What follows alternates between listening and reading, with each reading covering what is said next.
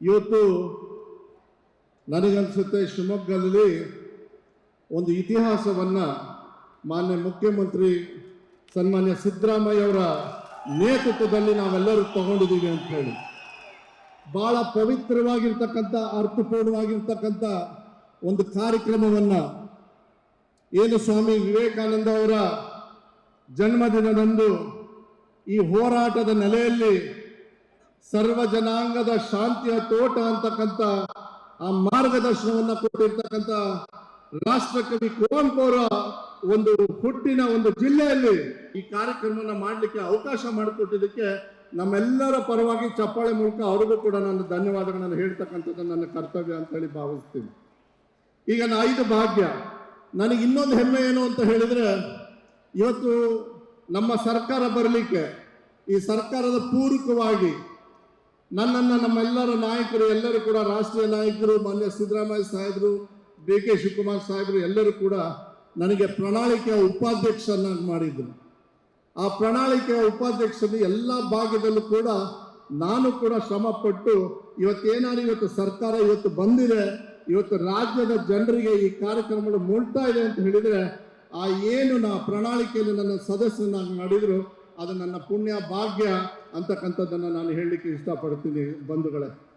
5 ಭಾಗ್ಯದಲ್ಲಿ ನಾನು ಹೆಚ್ಚು ಮಾತಾಡೋದಕ್ಕೆ ಹೋಗೋದಿಲ್ಲ.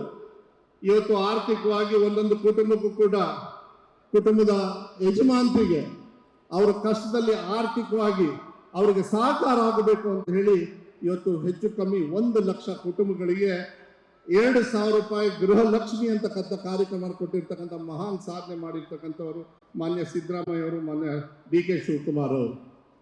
ಇವತ್ತು ಸುಮಾರು 1 ಕೋಟಿ ಹೆಚ್ಚಾಗಿ ಇವತ್ತು ಮಹಿಳೆಯರು ಉಚಿತವಾಗಿ ಶಕ್ತಿ ಯೋಜನೆಯಲ್ಲಿ ಇವತ್ತು ಇಡೀ ರಾಜ್ಯವನ್ನ ಪುಕ್ಷಟ್ಟೆ ಸಂಚರಿಸಿದ್ದಾರೆ ಅಂತ ಹೇಳಿದ್ರೆ ಇದು ಒಂದು ಇಡೀ ದೇಶದಲ್ಲಿ ಇತಿಹಾಸ ಅಂತ ಹೇಳಿದ್ರೆ ತಪ್ಪಾಗಲಾರದು. ಇವತ್ತು ಇತಿಹಾಸ ನಮ್ಮ ಸರ್ಕಾರ ಮಾಡ್ತಾ ಇದೆ. ಅದೇ ರೀತಿ ಅನ್ನಭಾಗ್ಯ 4ನೇದು. ಅದೇ ರೀತಿ ಇವತ್ತು ಏನು ಆ ಯುವ ನಿಧಿ ಅಂತ ಕಾರ್ಯಕ್ರಮ, ಒಂದು ಜನ್ಮ ಏನು ಶಿಕಾರಿಪುರದ ಬೆಳ್ಳಿಗಾವಿಯಲ್ಲ ಆಗಿದೆ, ಈ ಫ್ರೀಡಂ ಪಾರ್ಕಿಗೆ ಅಲ್ಲಮ ಪ್ರಭು ಅವರ ಹೆಸರನ್ನ ನೀವು ಇಡಬೇಕು ಅಂತೇಳಿ ನಾನು ಮನಪೂರ್ವಕವಾಗಿ ನಮ್ಮ ಶಿವಮೊಗ್ಗ ಜನತೆ ಪರವಾಗಿ ತಮ್ಮಲ್ಲಿ ಮನವಿಯನ್ನು ನಾನು ಈ ಸಂದರ್ಭದಲ್ಲಿ ಇಡ್ಲಿಕ್ಕೆ ಇಷ್ಟಪಡ್ತೀನಿ.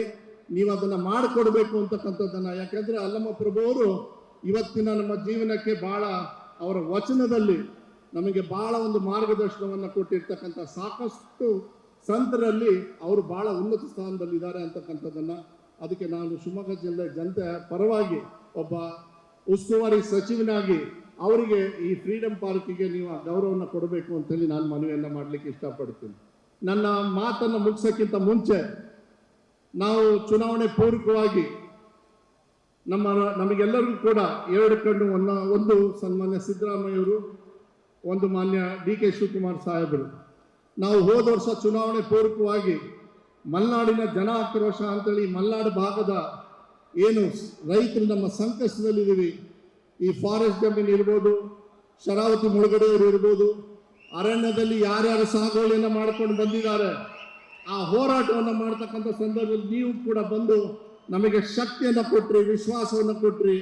ಇವತ್ತು ನಮ್ಮ ಜಿಲ್ಲೆ ಮತ್ತು ರಾಜ್ಯದ ಜನರು ಏನು ನಮಗೆ ಆಶೀರ್ವಾದವನ್ನು ಮಾಡಿದ್ದಾರೆ, ಆ ಸಂಪೂರ್ಣವಾಗಿರ್ತಕ್ಕಂಥ ಸಂಕಷ್ಟದಲ್ಲಿರ್ತಕ್ಕ ಅವರಿಗೆ ಶಾಶ್ವತವಾಗಿ ಪರಿಹಾರವನ್ನು ಕೊಟ್ಟು ಹಕ್ಕುಪತ್ರವನ್ನು ಕೊಡ್ತಕ್ಕಂಥ ಜವಾಬ್ದಾರಿಯನ್ನು ತಾವು ತಗೊಳ್ಬೇಕು ಅಂತಕ್ಕಂಥದ್ದನ್ನು ನಮ್ಮೆಲ್ಲರ ರೈತರ ಪರವಾಗಿ, ಈ ಕಡೆ ಭಾಗದ ಜನರ ಪರವಾಗಿ, ಕರಾವಳಿ ಭಾಗದಲ್ಲಿ ಅದು ಕಾರವಾರ ಇರ್ಬೋದು, ಉಡುಪಿ ಇರ್ಬೋದು, ಮಂಗಳೂರು, ಚಿಕ್ಕಮಗಳೂರು, ಈ ಕಡೆ ಭಾಗದ ಸಂತ್ರಸ್ತರು ನಾವೇನಿದ್ದೀವಿ, ಯಾವತ್ತೂ ಕೂಡ ಕಾಡನ್ನು ಏನಲ್ಲಿ ಬೆಳೆದು ಹೊಟ್ಟೆಗೆ ಪಾಡಿಗೋಸ್ಕರ ನಾವು ದುಡಿತಾ ಇದ್ದೀವಿ, ಅವರಿಗೆ ಶಾಶ್ವತವಾಗಿರ್ತಕ್ಕಂಥ ಪರಿಹಾರವನ್ನು ನಮ್ಮ ರಾಜ್ಯದ ಸರ್ಕಾರದಿಂದ ಮಾಡಬೇಕು ಅಂತೇಳಿ ತಮ್ಮಲ್ಲಿ ನಾನು ಕೈ ಮುಗಿದು ಮನವಿಯನ್ನು ನಾನು ಮಾಡಲಿಕ್ಕೆ ಇಷ್ಟಪಡ್ತೀನಿ.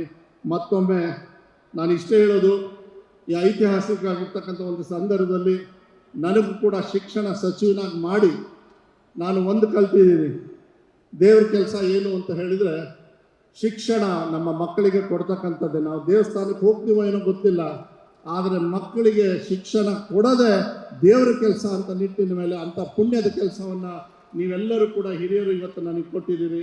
ಒಬ್ಬ ಬಂಗಾರಪ್ಪ ಮಗನಾಗಿ ಆ ಏನು ಪ್ರೀತಿ ವಿಶ್ವಾಸವನ್ನು ನಮ್ಮೆಲ್ಲ ಶಾಸಕರು ಮಿತ್ರರು ಕೂಡ ಕುಡ್ಕೊಂಡು ಏನು ಕೊಟ್ಟಿದ್ದೀರಿ, ನಿಮಗೆಲ್ಲರಿಗೂ ಕೂಡ ನಾನು ಧನ್ಯವಾದಗಳನ್ನು ಹೇಳಲಿಕ್ಕೆ ಇಷ್ಟಪಡ್ತೀನಿ. ಮತ್ತೊಮ್ಮೆ ಇಂಥ ಐತಿಹಾಸಿಕವಾಗಿರ್ತಕ್ಕಂಥ ಸಂದರ್ಭದಲ್ಲಿ ತಾವೆಲ್ಲರೂ ಕೂಡ ಇಲ್ಲಿ ಬಂದು ಈ ಕಾರ್ಯಕ್ರಮವನ್ನು ಇಡೀ ರಾಜ್ಯಕ್ಕೆ ನಮ್ಮ ಯುವಕರಿಗೆ ಕೊಡ್ತಕ್ಕಂಥ ಕಾರ್ಯಕ್ರಮ ಏನು ಯೋಜನೆಯನ್ನು ಮಾಡಿದಿರಿ, ಮತ್ತೊಮ್ಮೆ ನಮ್ಮ ವೈಯಕ್ತಿಕವಾಗಿ ನಮ್ಮ ಶಿವಮೊಗ್ಗ ಜಿಲ್ಲೆ ಪರವಾಗಿ ಈ ರಾಜ್ಯದ ಏನು ಅರ್ಹತೆ 5 ಲಕ್ಷ ಜನರು ಅರ್ಜಿಯನ್ನು ಹಾಕಿ ಅರ್ಹತೆಯನ್ನು ತಗೊಳ್ಬೋದು ಅವ್ರ ಪರವಾಗಿ ಮತ್ತು ವೇದಿಕೆ ಮೇಲೆ ಇರ್ತಕ್ಕಂಥ ಎಲ್ಲ ಜನಪ್ರತಿನಿಧಿಗಳಿರ್ಬೋದು ಅಧಿಕಾರಿಯವರ ಪರವಾಗಿ ನಿಮಗೆ ಹೃದಯಪೂರ್ವಕವಾಗಿರ್ತಕ್ಕಂಥ ಧನ್ಯವಾದಗಳನ್ನು ಈ ಸಂದರ್ಭದಲ್ಲಿ ಹೇಳಿ ನನ್ನ ಮಾತನ್ನು ಮುಗಿಸ್ತೇನೆ.